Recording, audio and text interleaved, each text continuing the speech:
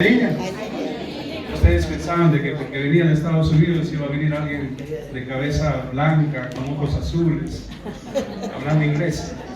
En primer lugar, quiero agradecer al profesor David por haberme extendido esta invitación cordial y de verdad que estoy muy contento y satisfecho de estar en este centro educativo. Agradecer la presencia de las autoridades y las personalidades que nos acompañan en esta mañana. Cuando hablé con David sobre la normal de Chupaca, lo primero que me vino a la mente es esa hermosa canción que cantaba, ¿quién?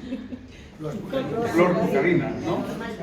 Sí, la normal de Chupaca, y no tenía la oportunidad de conocer. Yo estudié, como dijo el profesor, en San Pedro de Cajas, y tuve la oportunidad de tener maestros de la normal de Chupaca.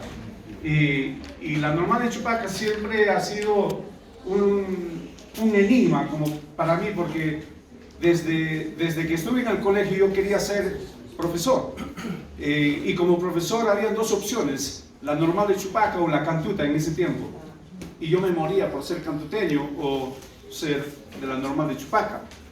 Por influencia de uno de mis maestros, me llevaron a la cantuta. Ingresé a la cantuta, pero como todo serrano, no podía acostumbrarme a la vivencia de Lima. Tenía que regresarme de Lima para Cerro de Pasco. En Cerro de Pasco estaba estudiando educación también, matemáticas, pero por cuestiones de la vida he tenido que dejar, por situaciones económicas y porque en ese tiempo estuvimos sufriendo con el terrorismo y todas esas cosas. Tuve que dejar la universidad y pues metí la pata también. Me casé de 18 años y se vinieron los hijos y ya no podía estudiar. Típico problema en la sierra. Pero tuve la gran oportunidad de viajar a Estados Unidos. Y cuando estaba en Estados Unidos, primero, como le decía el profesor, la ilusión de ir a Estados Unidos, en San Pedro de Cajas todo el mundo viajaba a Estados Unidos, encontraba una contrata para trabajar en el campo y sabían cualquier cantidad de sanpedranos, juninos, de hóndoles, de toda esa zona, porque éramos zona ganadera. Y llevaban trabajadores para Estados Unidos, y de aquí de Huancayo, de la zona alpina. Entonces tuve la oportunidad de ir, pero en 20 días me regresé para el Perú. Dije que no era esto, yo prefiero ser profesor en mi país que trabajar aquí.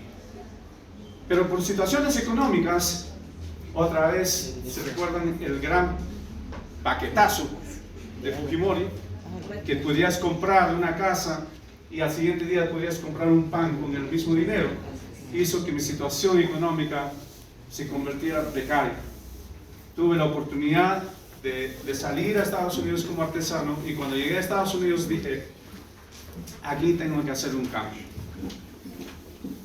Estudié en la Universidad de Colorado, Ingeniería de Sistemas y Matemáticas. ¿Y por qué no educación?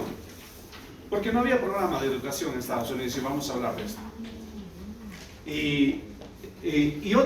La otra cosa es que para ingresar a la universidad tienes que dar un examen de admisión, y el examen de admisión era digitalizado. Yo nunca en mi vida había agarrado una computadora. Entonces me meten al salón donde se da el examen, pues aplasto una tecla y se va mi respuesta, aplasto otra tecla y se va la respuesta. En Estados Unidos, aunque tú no sabes nada, ingresas. Eso es lo bueno. Ingresé, pues. Al término del examen dije, voy a aprender cómo funciona esta computadora. Para eso ya sabía lo que era computadora, porque mi profesor de matemáticas, cuando estaba en el colegio, nos hablaba de computadora. No teníamos computadora, pero nos hablaba de matemática computacional en ese tiempo. Entonces ya tenía esa noción de lo que era una computadora, pero ya lo estaba mirando físicamente. Y dije, voy a aprender cómo funciona esta computadora. ¿Y qué tengo que hacer? Estudiar ingeniería de sistemas y matemáticas. Es así que terminé de estudiar ingeniería de sistemas y matemáticas en la Universidad de Colorado. Estuve trabajando por un poco tiempo como como programador para IBM, pero sucede de que yo no podía escribir con los 10 dedos, como lo hacen los jóvenes de ahora, porque no soy digital, pues. Yo había nacido en otra escuela, en otra época. Los digitales de ahora pueden escribir con 10 dedos, y yo escribía con 2 dedos. Mientras mis colegas, mis compañeros de trabajo en esta compañía podían escribir sin mirar, con los 10 dedos, y yo tenía que mirar así. Me tomaba mucho tiempo. Ellos terminaban en 4 horas y a mí me tomaba en 8, 12 horas. Entonces el mundo se me venía encima. Mi supervisor esperaba los trabajos inmediatos. Entonces dije, no, aquí no me siento cómodo. Era las 11 de la noche de un mes de agosto. Recibo una llamada de un profesor de cálculos, que era también chileno, mi profesor, y me dice: Palomino, tienes que enseñar matemáticas, necesito un maestro. Él era profesor de cálculos en la Universidad de Colorado, pero en el Community College de Denver, que es como un instituto, era la cabeza del departamento de matemáticas. Y me llama: tienes que enseñar matemáticas. Pero profesor, le digo, pero yo no soy profesor. No, pero necesito que tú enseñes este curso, porque necesito un maestro. Ya pues le dije, ¿qué voy a hacer? Lo acepté y me fui a enseñar matemáticas. Me entregué los sílabos, me entregué el libro, me entregué algunos materiales que tenía que cubrir. Me dice: vas a cubrir este tema, este tema, este tema, y empiezo ahí. Y el primer día que me paro enfrente de los estudiantes, veo la luz otra vez que viene de arriba y me dice: Gilberto, tú has nacido para ser maestro. Me encantó, estuve feliz, estuve contento. No había sido más feliz antes que ese día. Pasó el semestre, sigue trabajando en la otra compañía, y en la noche estaba enseñando matemáticas en el Community College de Denver. Y una noche, sentado ahí en la cafetería, se me acerca otro maestro y me dice: ¿tú enseñas matemáticas aquí? Sí, le digo. ¿Qué haces en la mañana? Yo le mentí, le dije: estoy buscando trabajo. Estaba trabajando para IBM. Y me dice: ¿sabes qué, maestro? Tú puedes presentar tus documentos para las escuelas públicas de Denver. Pero yo no tengo licenciatura en educación. No sé cómo enseñar. Me dice: no, necesitan maestros de matemáticas y tú tienes el perfil. Y le dice que tienes experiencia trabajando en el Community College de Denver. Te van a aceptar. Vas a firmar una contrata con el distrito escolar. Vas a firmar una contrata con el distrito escolar y luego te van a mandar a la escuela. Vas a volver a la universidad para sacar tu licenciatura. Entonces, ¿me puedes poner la siguiente? Gracias. Bueno, el objetivo de esta mañana, lo que quiero llegar es de que concientizar al docente en el proceso de su formación. Ahora, aquí somos docentes y también somos estudiantes que vamos a convertirnos en docentes. Entonces, el tema va para los dos. Exponer al docente a otras perspectivas en el proceso de formación. En este asunto voy a abarcarme en 4 áreas: en el contenido académico, en el contenido pedagógico y metodológico, profesionalismo y tecnología de la informática y de la comunicación. En estas 4 áreas les voy a presentar cómo nosotros nos formamos allá en los Estados Unidos, y usted tendrá la responsabilidad de hacer una comparación con mi presentación y tu formación aquí en el Perú, y podrías hacer un contraste de cómo te estás preparando aquí, qué es lo que puedo aprender de ustedes y qué es lo que tú puedes aprender de mi experiencia para que tú lo puedas aplicar. Ahora, siempre en algunas presentaciones que hice aquí en Chile y aquí en Perú, siempre me han cuestionado: pero maestro Palomino, tu realidad en Estados Unidos es completamente diferente y la realidad aquí en el Perú es completamente diferente. Aló, ya no estamos en ese tiempo. Desafortunadamente o afortunadamente, estamos viviendo el mundo globalizado. El año 2001, por primera vez la tecnología de la comunicación informática ha transmitido en vivo y en directo ¿qué? Te voy a dar $20 si me dices ¿qué? La invasión de Estados Unidos a Irak. ¿Se recuerdan? En vivo. Podríamos ver la guerra en vivo. Antes nos enterábamos después de 2, 3 meses cuando llegaba el correo todavía a Huancayo. Pero en 2001, por primera vez, hemos podido presenciar cómo Estados Unidos estaba invadiendo Irak. Es un tema completamente diferente. No quiero hablar de eso. Vamos a volver a este tema. La siguiente. El contenido académico. El maestro en Estados Unidos no tenemos la oportunidad de obtener un bachiller en educación como lo hacemos acá en el Perú. ¿Cómo se convierte un maestro o cómo te conviertes maestro en Estados Unidos? En primer lugar, tienes que prepararte en tu área académica: matemáticas, ingeniería, ciencias, lenguaje, comunicación, informática, en tu área. Una vez que hayas obtenido tu bachiller en tu área, recién vuelves a la universidad con 2 opciones. Puedes sacar tu maestría en educación o tú puedes sacar una licenciatura en educación. Te cuesta 2 años más.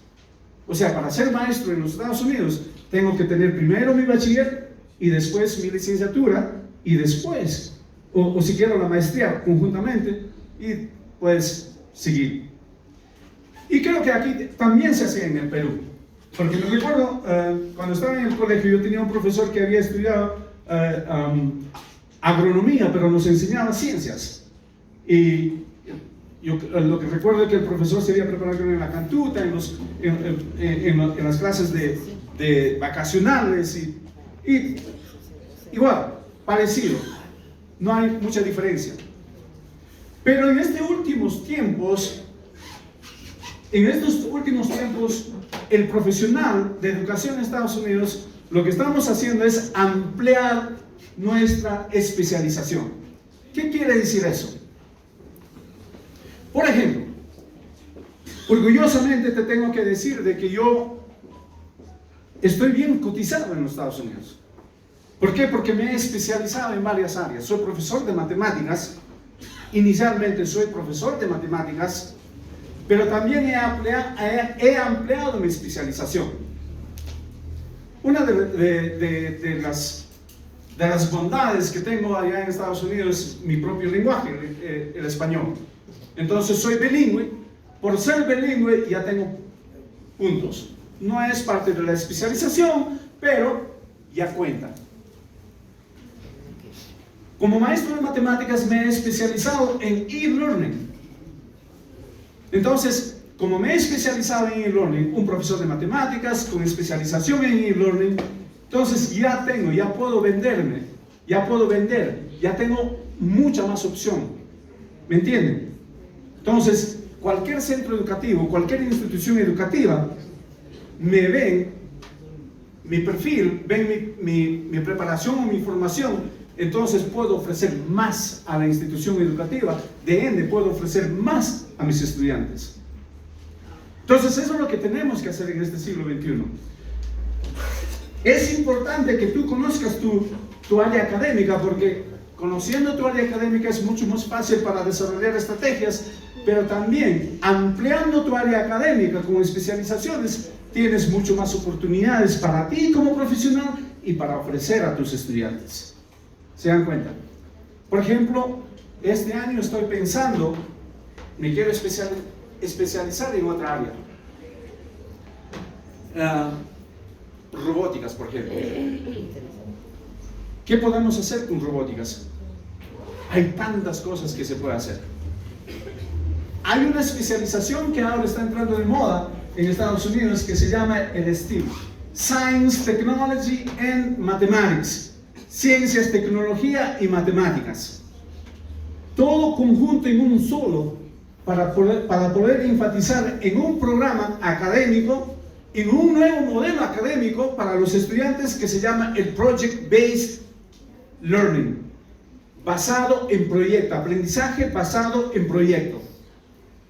Entonces ya hay una tendencia mucho más abierta. Entonces, como profesional, puedo ofrecer a mis estudiantes una amplitud de gama de conocimiento y puedo crear o operar o implementar proyectos que puedan llevar a un aprendizaje mucho más amplio a mis estudiantes. ¿Entienden? Es el caso que, por ejemplo, tenemos, de mi escuela, por ejemplo, tenemos 2 estudiantes que están compitiendo para la NASA. ¿Por qué? Porque le hemos instruido, le hemos formado a esos estudiantes en matemáticas, ciencias y tecnología juntamente. Robótica, ingeniería de sistemas, informática. Y ahora me dirán, pero maestro, pero no solamente matemáticas y ciencias es en la educación. ¿Qué pasa con lenguaje?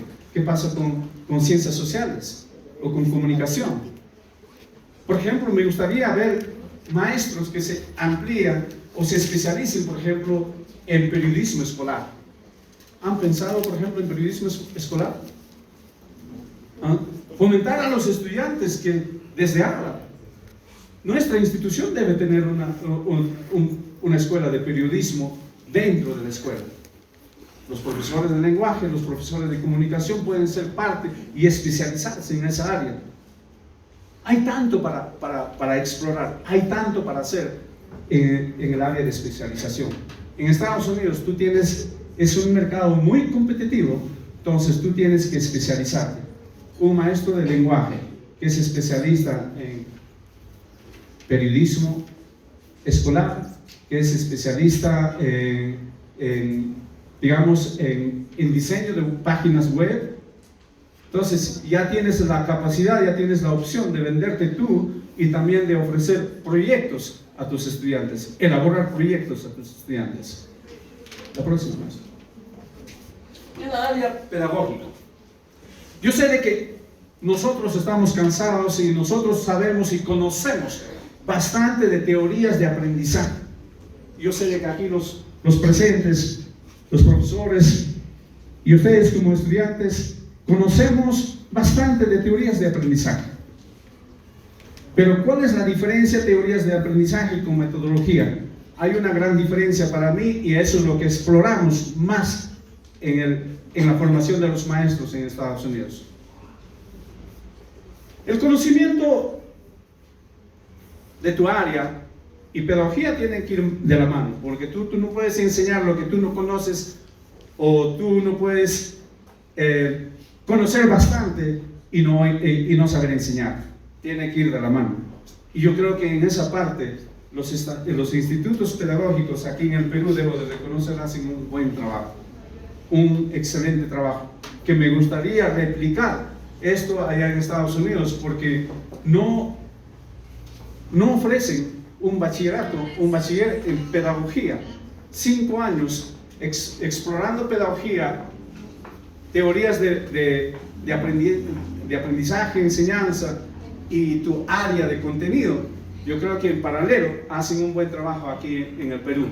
Lo que ocurre a lo contrario en los Estados Unidos, te preparan primero en tu área, recién después de que estás preparado en tu área, te vas a preparar en el área pedagógica. Bueno, tiene sus pros y sus cons, porque si tú te has preparado como ingeniero de sistemas y matemáticas, tengo la opción, si no voy para educación, bueno, puedo volver a ser ingeniero y puedo trabajar en una organización privada. Creo que por ahí es donde los americanos apuntan, porque si no funciona aquí, bueno, puedes funcionar en esta área. Porque ¿qué harías, por ejemplo, cuando terminas con un bachiller en matemática y pedagogía acá en el Perú y te das cuenta que al final de cuentas no te gusta ser maestro? ¿Qué haces? Tendrás que volver a la universidad, prepararte en otra área y continuar tu carrera. Yo creo que ese es el pro y el con que difiere con el sistema americano. Pero lo más importante en la formación de los maestros americanos, nos incentivan bastante a la investigación interna, inside research, la investigación interna. ¿Por qué? El maestro en Estados Unidos, cuando tú tienes tu licenciatura solamente sirve para 5 años. Solamente por 5 años te dan tu licenciatura. En 5 años tú tienes que renovar tu licenciatura. ¿Cómo? 90 horas de capacitación profesional para renovar tu licenciatura. Entonces el Ministerio de Educación allá te pide 90 horas de capacitación para renovar tu licenciatura. Ahora, ¿qué papel juega la investigación interna o inside research? Si yo hago una investigación interna en mi institución educativa o en mi salón de clases, me dan 45 horas, o sea, solamente con 45 horas de investigación que yo empleo en mi salón de clases, formal o informal, puedo obtener mi licenciatura en los próximos 5 años. Ahora, ¿qué te incentiva? O sea, ¿por qué hacen esto allá? Allá no tenemos estabilidad laboral. Los maestros no contamos con estabilidad laboral. Allá no existe nombramiento. Lo que existe es objetivos profesionales. Durante el año o al inicio del año escolar, te sientas con el director o con tu coach y estableces un objetivo. Si logras ese objetivo durante el año escolar, viene tu incremento. Cosa que yo creo que no ocurre, ¿no? Entonces, ese es el incentivo. Entonces, yo, por ejemplo, todos los años, excepto 2 años, creo que no hice mi carrera, 18 años, no hice investigación en 2 años. Pero todos los años hice investigación. Y es bien fácil, no es tan complicado. Y yo pienso de que aquí hay profesores especializados en investigación que nos pueden instruir fácilmente. Y si no, pues ahora estamos en la etapa de la globalización, estamos en la época de la globalización, que todo tú puedes encontrar en el internet. No importa la metodología que tú aplicas en tu investigación. Como te digo, puede ser formal o informal. Formal es cuando tú quieres publicar tu investigación. Entonces, te vas a la universidad, conversas con el departamento, y en la facultad, en la universidad, le dices, ¿sabes qué? Hice esta investigación y quiero proponerte esto, entonces puedes formalizar tu investigación en la universidad. Informal es solamente para ti, para tu coach, o para el director, para la institución educativa interna, que no es necesario publicarlo, pero te sirve para tus logros, para tus objetivos. Entonces, lo que he visto en Sudamérica es lo que nos falta. Se han dado cuenta que la mayoría de los libros de investigación, ¿de dónde salen? De Europa y de Estados Unidos. ¿Y por qué no podemos hacer nosotros? ¿Qué nos falta? ¿Por qué no podemos publicar libros? ¿Por qué no podemos publicar literaturas? ¿Por qué? No conozco bien la situación política, económica de la realidad de aquí de lo nuestro, pero yo creo que es similar a lo que es en Estados Unidos. En los Estados Unidos tampoco no ganamos tanto como por ejemplo, una enfermera. Una enfermera gana mucho más que un maestro. Pero aún así, yo creo que como maestros estamos obligados, estamos llamados a desarrollar eso, porque nosotros formamos seres humanos. Nosotros no somos una factoría. Hay tantas tendencias en la educación, por ejemplo, el database education, lo que dicen ahora que está de moda en Estados Unidos, la educación basada en datos. Por ejemplo, yo estoy en contra de eso. ¿Por qué? Porque a cada semana tú tienes que sacar datos. Para mí, eso funciona como una factoría, como una fábrica. Pero nosotros estamos preparando seres humanos que no es una factoría. Estamos en el plan de desarrollo, estamos evolucionando, estamos cambiando. Entonces, pero hay muchas tendencias.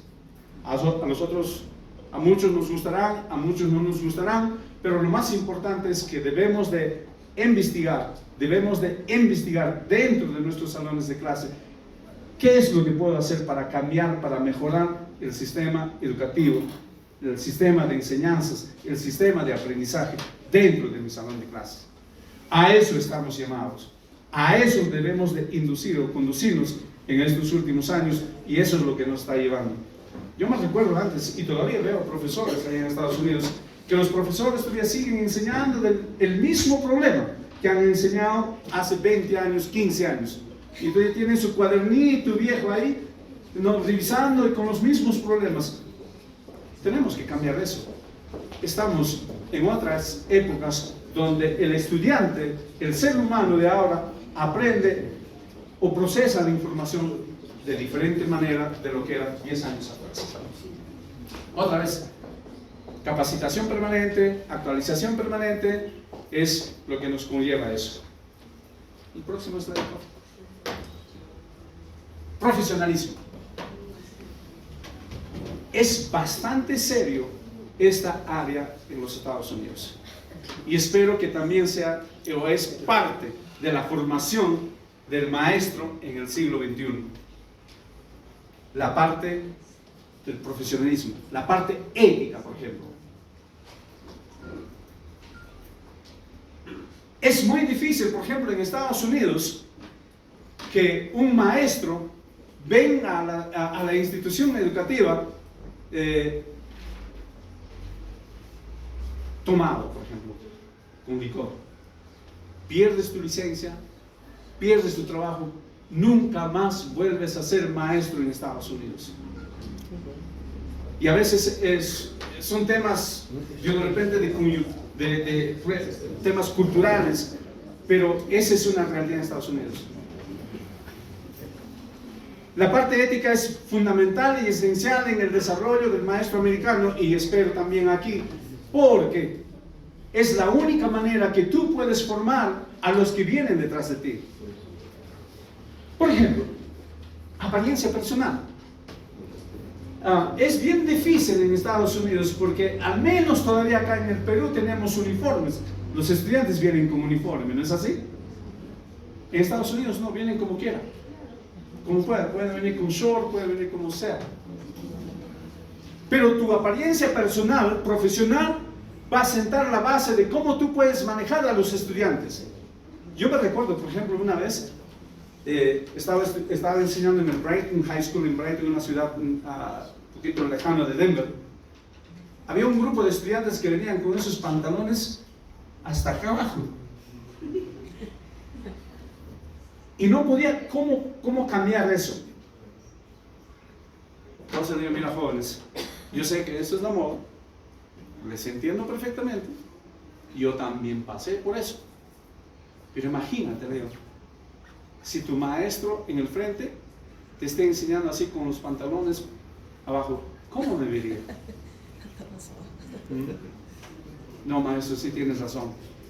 Y siempre que venían a mi salón de clases les veía corriendo, porque allá vienen corriendo porque la hora, venían corriendo y les veía por la ventana, y los muchachitos venían alzando sus pantalones, porque sabían, porque el maestro palomino no le gustaba y tenía que sentar la base, la normativa dentro de mi salón de clase, manejo de clase, ¿no? Colaboración, esa es la colaboración. Es algo en la formación del maestro debajo del profesor. Y mira, todos estos 4 áreas que les estoy planteando, que les estoy presentando, los he obtenido de mi propio trabajo, de mi trabajo. Soy coach para los maestros. Entonces, a mis maestros los tengo que evaluar en estas 4 áreas.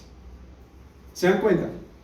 Entonces, no es cosa nueva, no es algo de mí, sino que esas son las áreas específicas en la formación del maestro, de que nosotros estamos evaluando día a día.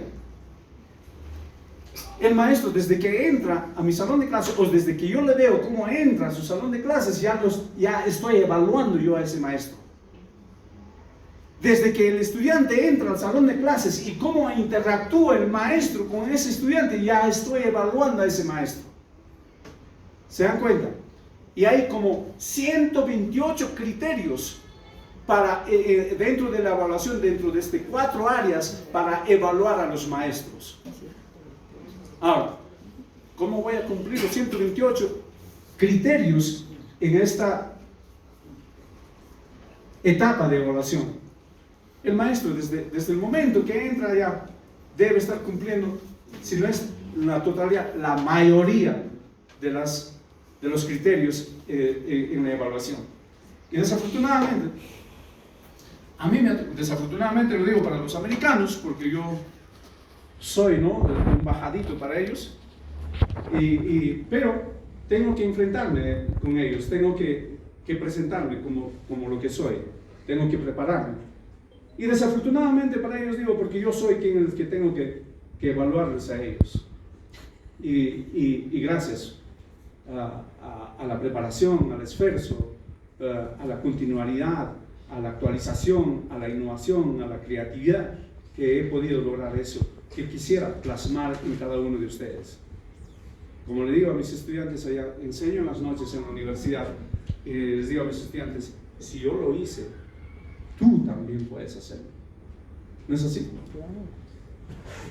La colaboración entre maestros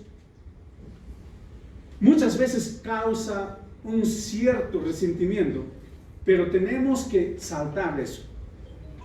Cuando yo trabajo con los maestros allá, como les digo, desafortunadamente ellos me ven como bajadito, ¿no? Y dicen, ¿cómo este peruano que habla el inglés con acento, cabeza negra, cómo es posible de que él va a ser el evaluador de los maestros? ¿O cómo es posible de que él quiere trabajar con nosotros? Es difícil. Hay que romper las barreras. Pero la colaboración es la única manera de robarnos las buenas prácticas de nuestros comaestros para mejorar nuestras prácticas dentro de nuestros salones de clase. La colaboración es la única, para mí, en mi entendimiento, en mi práctica personal, la colaboración es la única forma de salir adelante en mis buenas prácticas. Porque yo sí, soy bien ratero cuando viene a esto, porque robo las prácticas de mis colegas. Y mis colegas roban mis prácticas, y es la única manera de mejorar nuestras prácticas dentro de nuestros salones de clase, cuando trabajamos todos en colaboración. Si no hay colaboración, olvídate. Nuestros maestros no, nuestros estudiantes son los más perjudicados, porque no solamente ellos ven cómo nosotros trabajamos en grupo con los maestros. Y ahora, ¿cómo trabajar en colaboración? Por ejemplo, el departamento de matemáticas el año pasado, en mi escuela, hice que mis maestros de matemáticas trabajaran en colaboración con el maestro de arte y con el maestro de cívica. No, de geografía. ¿Por qué? Porque se pueden cruzar las lecciones y proyectar una base para este nuevo modelo de aprendizaje project-based basado en proyecto, y se puede hacer un proyecto entre estas tres áreas: arte, geografía y matemáticas. Es posible, sí. Entonces, los estudiantes, por ejemplo, en matemáticas, ven de que matemáticas es un área bien difícil, que no vale la pena, y es normal que como aquí en Estados Unidos es peor. ¿Para qué sirven las matemáticas? Yo me recuerdo un estudiante que me dijo, Mr. Palomino, ¿sabes qué? El día que tú me demuestras cómo yo voy a usar la cuadrática, la forma de la cuadrática para resolver un problema en Walmart, yo voy a hacer la tarea. ¿Entiendes? Entonces, pero si conectamos áreas, si podemos trabajar en colaboración con diferentes áreas y crear un proyecto o formalizar un proyecto, encaminar un proyecto entre diferentes áreas, van a ver lo que significa y la validez y la importancia de las matemáticas dentro de la realidad, del arte dentro de la realidad y de la geografía dentro de la realidad o el contexto en que vivimos. Es bien importante de que nosotros como maestros cultivemos y practiquemos la colaboración, porque es la única manera que podemos encaminar a nuestros estudiantes a este nuevo modelo de educación que está viniendo del Project Based basado en proyectos. Porque para elaborar un proyecto, por ejemplo, en ingeniería tienes que saber cómo presentar, hacer una presentación, necesitas la ayuda de una maestra de lenguaje o comunicación. Necesitas formalizar tus fórmulas matemáticas, necesitas el apoyo de un maestro de matemáticas. Y necesitas un proyectista, el ingeniero de sistemas o ingeniero civil, que te va a ayudar a este proyecto. ¿Se dan cuenta cómo trabajan todos en conjunto? Y eso es lo que tenemos que apuntar en este siglo XXI, de trabajar todos en colaboración. El compromiso con los estudiantes y los padres de familia y la comunidad es muy importante bajo el liderazgo. O bajo profesionalismo. Mi compromiso no solamente es con los estudiantes, con la comunidad, porque al final de cuentas mis estudiantes son los que van a ir afuera a la comunidad, a servir a la comunidad. Tengo que estar en constante comunicación con la comunidad, con los líderes de mi comunidad. ¿Qué están haciendo los líderes de la comunidad para apoyar mi centro educativo o mi institución educativa? Y de ende tengo que estar en constante relación con los padres de familia. Acá tenemos un lujo, es un lujo. Por ejemplo, cuando yo voy a las escuelas acá a visitar, es un lujo de que, por ejemplo, la reunión de padres de familia vienen casi la mayoría, porque si no pagan la multa a la PAFA. ¿No es así? Allá en Estados Unidos no es así. No tenemos a PAFA y acá tenemos a PAFA. Si yo logro juntar, por ejemplo, en un salón de clases de 30 estudiantes, si yo logro juntar a 5 padres de familia, es un éxito. Cosa que aquí se puede hacer. Y todavía el sistema me pide que tengo que estar en constante comunicación con los padres de familia. Si un estudiante no pasa de año, es culpa del maestro. ¿Te has comunicado con los padres? Si un estudiante no está enfermo, ¿te has comunicado con los padres? Si un estudiante es drogadicto, ¿te has comunicado con los padres? Si un estudiante no está funcionando mentalmente, físicamente, ¿te has comunicado con los padres? ¿Tú conoces la realidad de ese estudiante? ¿Sabes la realidad de ese estudiante? Entonces, es importante de conocer de dónde vienen nuestros estudiantes para poder ofrecer lo que nosotros podemos ofrecerles. Entonces, es importante la comunicación con los padres, tremendísimo, especialmente ya. Y ustedes lo pueden hacer mucho más fácil aquí, porque en una reunión de padres de familia pueden explorar y exponer tantas cosas que ustedes desean lograr con sus estudiantes o con los hijos, conjuntamente padres de familia y institución educativa. Importante. Tienen un lujo y me siento envidioso de ustedes porque ustedes sí pueden contactarse con los padres de familia, cosa que no puedo hacer. Liderazgo y modelo a seguir. Esa es una cosa importante en la formación del maestro. El maestro debe de dejar un legado. Y yo sé de que aquí hay muchos profesionales que les agradezco y gracias por compartir. Y yo sé de que allá atrás un estudiante está pensando, quisiera ser como ese maestro. Algún día voy a ser como esa maestra. Algún día yo también quisiera llegar ahí. Tenemos que incentivar eso. Que nuestros estudiantes, tanto aquí en la normal o en las escuelas secundarias o primarias, nuestros estudiantes vean a nuestros maestros y los maestros a sus maestros como un modelo a seguir. ¿No es así? Y orgullosamente puedo decir de que hay tantos maestros yo conozco en Estados Unidos y me dice, Mr. Palomino, yo quisiera ser como tú. Es fácil. Habla el inglés con acento, vas a ser como yo. ¿No? Sí, porque el problema es de que para llegar a donde hemos llegado, y seguramente que aquí nuestros profesionales, nuestros líderes de la educación nos van a decir, para llegar a donde hemos llegado nos ha costado un sacrificio. Hemos tenido que dormir horitas contadas, hemos tenido que